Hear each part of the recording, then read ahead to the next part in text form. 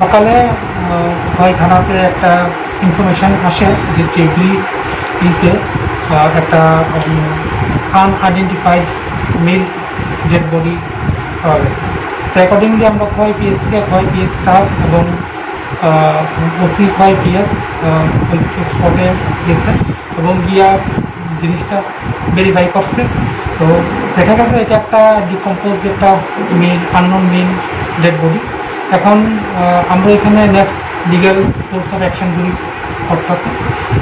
Executive ম্যাজিস্ট্রেটের প্রেজেন্সে আমরা পিএমের arrangement করতেছি। তারপর এটা অ্যাজ পার ল যা স্টেপ